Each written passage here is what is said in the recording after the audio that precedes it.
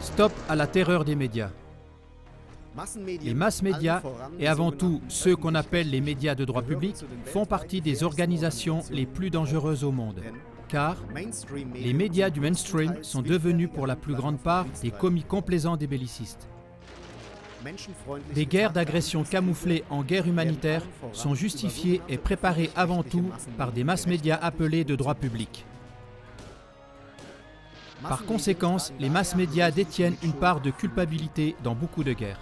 Vous pouvez trouver des preuves solides de ces affirmations sur le DVD concernant le même sujet, Stop à la terreur des médias.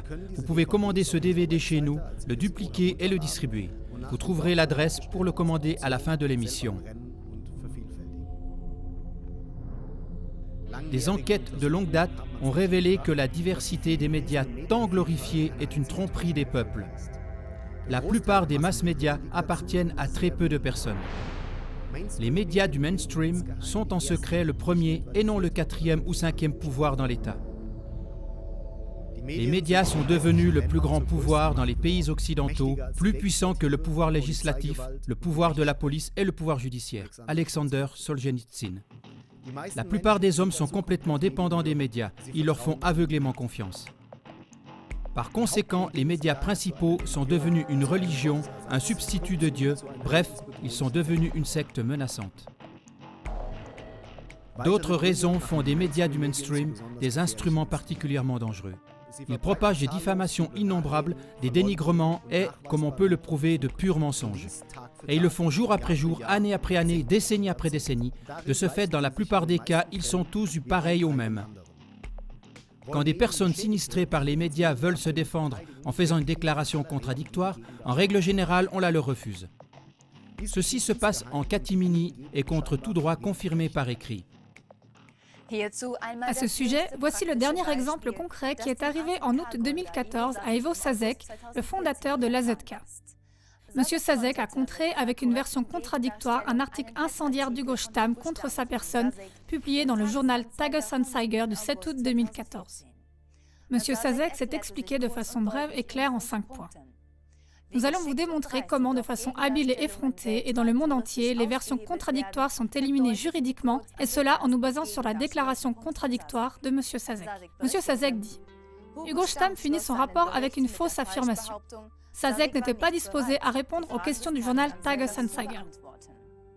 La vérité est, Sasek ne connaissait en rien toutes ces questions parce que lui et ses collaborateurs étaient en congé et se trouvaient à l'étranger.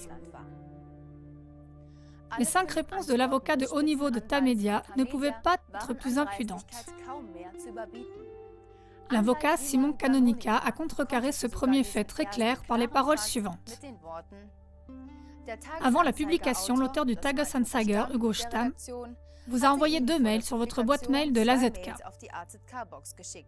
qui, surtout après la conférence, est bien géré par vos collaborateurs, et cela fonctionne sans problème même quand vous et vos collaborateurs se trouvent à l'étranger. Voyez-vous comment cela fonctionne? Le sujet du congé n'a tout simplement pas été pris en compte par l'avocat Simon Canonica. Ainsi, cet avocat de premier rang prétend tout bonnement, avec impudence, que Sasek regarde et retravaille ses mails pendant ses congés. À quoi servent donc les congés? Cependant, revendiquer ses droits rien que pour ce point stupide et de même pour tous les autres points renverrait à un long chassé-croisé juridique. Mais l'histoire n'est pas encore finie. L'avocat des médias, Canonica, termine son absurde lettre de refus du droit à une version contradictoire. La rédaction ne voudrait pas enlever la possibilité à Ivo Sasek, en tant que personne impliquée, de pouvoir réclamer ce rapport critique. C'est pourquoi elle vous offre la possibilité de vous prononcer sur cet article dans une lettre au lecteur, mais qui ne peut contenir que 30 lignes de 38 frappes maximum. J'attends votre réponse avec plaisir, ainsi que votre texte pour une lettre au lecteur. Meilleures salutations, Tamedia AG, service juridique, Simon Canonica. À raison d'une douzaine d'expériences semblables, Ivo Sasek a accepté cette expérience injuste et a envoyé la lettre suivante au courrier des lecteurs de Tamedia. Bonjour, je suis Ivo Sasek, le gourou qui provoque la 3e guerre mondiale. C'est du moins ainsi que notre Hugo Stamm vous l'a une fois de plus enseigné dans l'article du 8 avril 2014. Après qu'il m'ait refusé comme toujours ma propre version, j'accepte l'offre généreuse d'écrire une lettre au lecteur avec exactement 30 lignes à 38 signes. Oh là là, qu'est-ce que je vais faire maintenant avec autant de place? Mais allons-y. D'une façon ou d'une autre, mes 70 objections vont boucher ce trou béant. Premièrement, Hugo Stamm a conclu son rapport avec l'affirmation que Sazek n'était pas disposé à répondre aux questions du journal Tages-Anzeiger. Mais la vérité est que Sazek ne connaissait en rien ces questions, car il était en vacances avec toute son équipe. Concernant les 69 autres points, je dois maintenant malgré tout être plus bref, parce que de façon étonnante, la place rétrécit.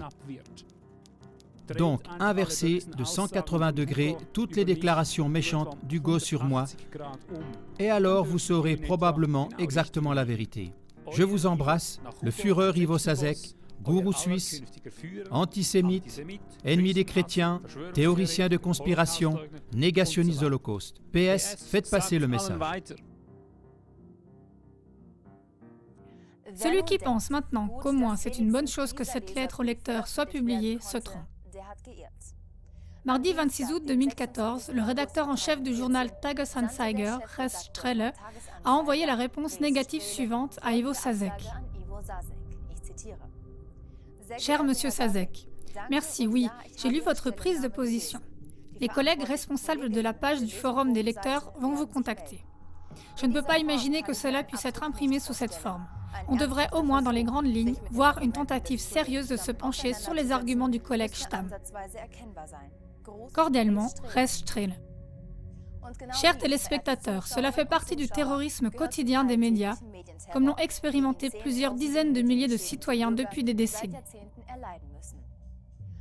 Si ces personnes démolies par les médias, saisissant le taureau par les cornes, font valoir leurs droits en donnant une version contraire, les entreprises des médias engagent une fois de plus leurs meilleurs avocats et gagnent. Il n'y a que peu de cas où les plaignants se sont imposés après de longs va-et-vient et des coûts élevés. Et puis souvent, l'affaire faisait partie de l'histoire ancienne et la mauvaise réputation restait quand même pour des millions de personnes dupées par les médias. Sazek a aussi déjà fait cette expérience.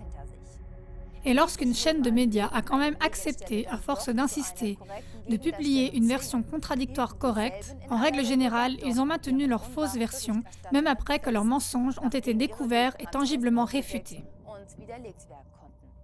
C'est cela, le terrorisme quotidien des médias au niveau le plus anodin.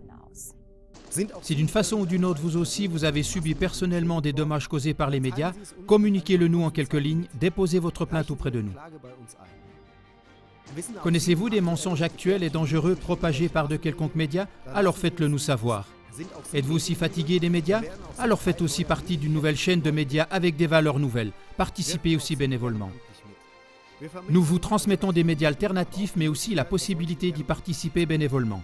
Mettez-vous en réseau avec nous indépendamment d'Internet, car les jours de l'Internet libre sont comptés. Participez au sondage concernant notre Voix et Contre-Voix Express main à main sur l'adresse www.cla-tv-sondage. Si vous participez à ce sondage, nous pourrons vous contacter personnellement. Merci beaucoup. Nous nous réjouissons de vous compter parmi nous.